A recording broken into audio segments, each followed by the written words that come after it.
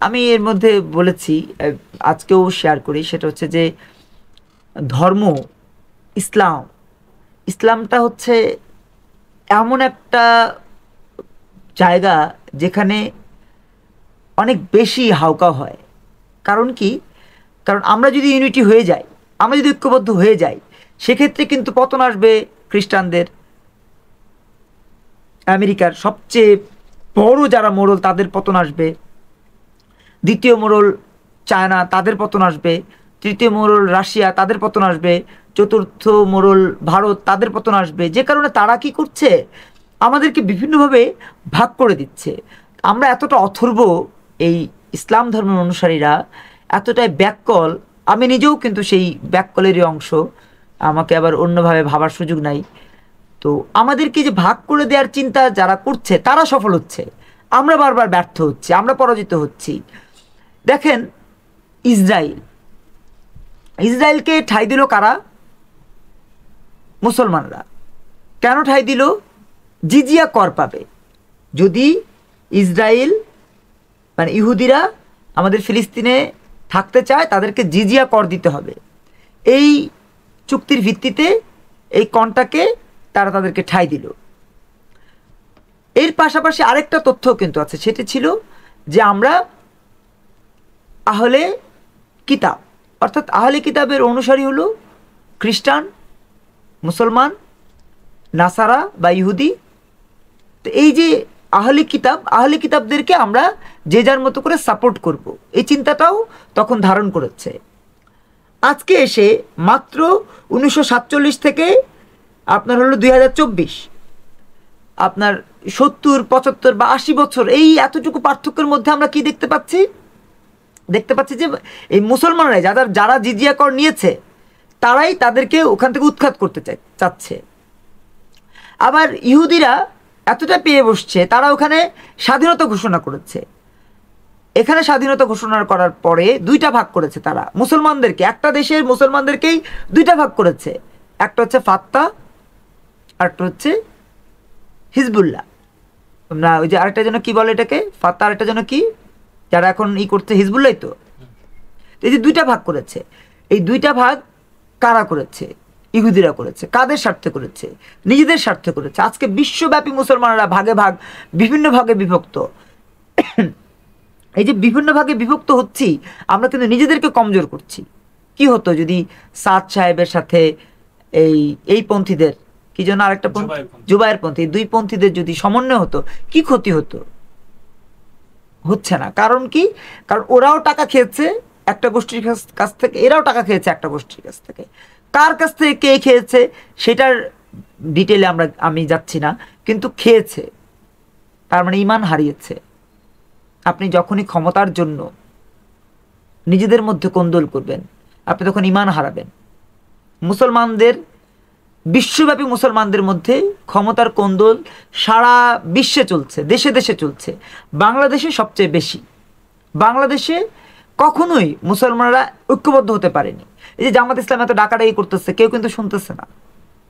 কারণ জামাত ইসলামকে বলা হচ্ছে তারা হলো আপনার সিয়া, তারা কাদিয়ানি, তারা মুরতাদ, তারা মৌদুদিবাদী, তারা ফেকরা, তাদেরকে নিষিদ্ধ করা হোক, এটা দাবি জানাচ্ছে একটি অংশ। আবার জামাতিরা চিন্তা করছে যে আগামীতে আমাদের ক্ষমতায় আসতে হবে, অতএব যে কোনো মূল্যের বিনিময়ে হোক এদেরকে প্রতিহত করতে হবে, পীরের বিরুদ্ধে, অমুকের বিরুদ্ধে, তমুকের বিরুদ্ধে। এই যে ফেকরা তৈরি হচ্ছে, মূল জায়গা হচ্ছে যে ক্ষমতায় আসতে চায়। আর কোনো ব্যক্তি, ইসলাম এতটা মানে সূক্ষ্ম ধর্ম যে কখনো যদি কোনো মুসলমান ভাই, এক ভাই আরেক ভাইয়ের বিরুদ্ধে যুদ্ধ ঘোষণা করে, মুসলমানরা, আমাদের ইসলাম সোনালী সময়ের যেই যুদ্ধ, সেই যুদ্ধ কিন্তু ছিল কাফেরদের বিরুদ্ধে মুসলমানদের যুদ্ধ। এখন আপনি কার সাথে যুদ্ধ করছেন? এই যে 2024 সালের যে আন্দোলন হলো, কার বিরুদ্ধে হয়েছে? শেখ হাসিনা কি? বা শেখ হাসিনার মন্ত্রিপরিষদে ছিল যারা, তারা কি? বা পুলিশ সদস্য যারা ছিলেন তারা কারা? সবাই কিন্তু মুসলমান। মুসলমানদের মধ্যে দুইটা ভাগ হয়ে গেছে। বাংলাদেশ এখন দুইটি ভাগে বিভক্ত, আওয়ামী লীগ ভাগ আর বৈষম্য বিরোধী ভাগ। এখন আবার তাবলিগের মধ্যে দুইটা ভাগ। আবার জামাত ইসলামের মধ্যে 2টা ভাগ। এই যে বিভক্ত করে দেওয়া হচ্ছে, এই বিভক্ত করার জন্য একটা বড় রকমের টাইমলাইন তৈরি করা হয়েছে আজকে থেকে 500 বছর আগে।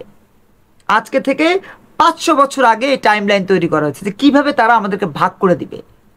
ভাগ করার ওয়ে কি? প্রথমত নারী দিবে, তারপরে টাকা দিবে, তারপরে মদ দিবে, তারপরে ক্ষমতা নিয়ে একটা লোভ মোহের জায়গা তৈরি করে দিবে। এরকম তাদের অনেকগুলো পার্ট তারা আমাদের সামনে নিয়ে আসবে।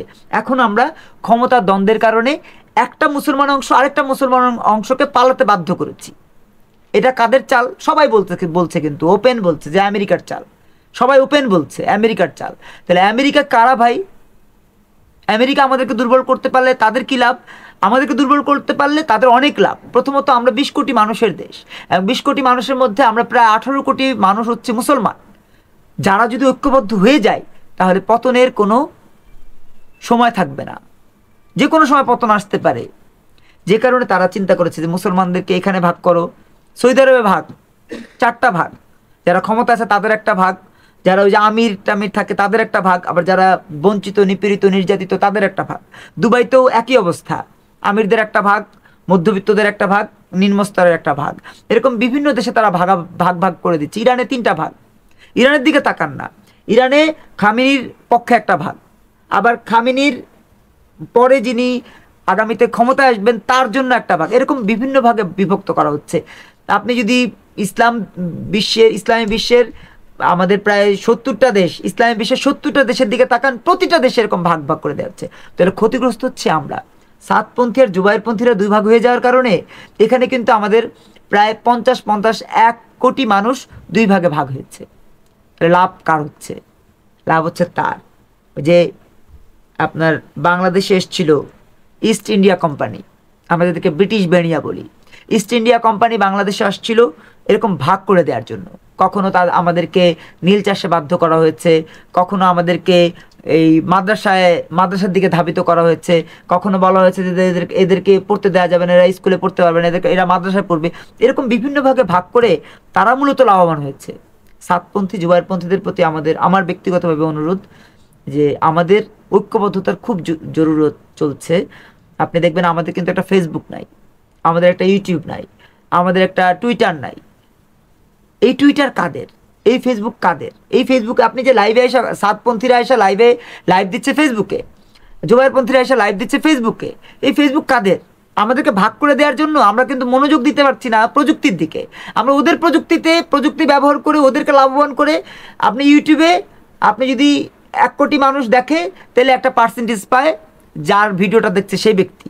তো ওই যে পার্সেন্টেজ পায়, কত পার্সেন্টেজ যারা বানাচ্ছে তারা পাচ্ছে, ইউটিউব কত পার্সেন্ট পাচ্ছে, ইউটিউব কর্তৃপক্ষ কত পার্সেন্ট পাচ্ছে, এই বিষয়গুলো বিবেচনা করার জন্য সময় আমরা না পাই।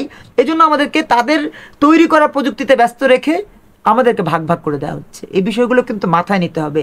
ফাহাম আব্দুল সালামরা, যেমন আমি ফাহাম আব্দুল সালামের কিন্তু গঠনমূলক সমালোচনা করেছি, আমি বলেছি তার সংশোধনের কথা, আমি বলছি সাদ জুবাইরদের সংশোধনের কথা। আমি কিন্তু বলছি না তারা এটা কেন করছে, তার বিরুদ্ধে জিহাদ ঘোষণা করো, তারে উৎখাত করো, এগুলো কিন্তু বলছি না। কারণ এগুলো বললে হবে কি, আমার ভাইয়ের বিরুদ্ধে আমার যুদ্ধ ঘোষণা হবে, আর আমার ভাইয়ের বিরুদ্ধে আমার যদি যুদ্ধ ঘোষণা হয় তাহলে কিন্তু আমি আর একটু দুর্বল হয়ে গেলাম। অতএব এই বিষয়গুলো বিবেচনা করে সবাইকে ঐক্যবদ্ধ হওয়ার বিনীত অনুরোধ জানাচ্ছি, বিশেষ করে তাবলিগি বিষয়ে।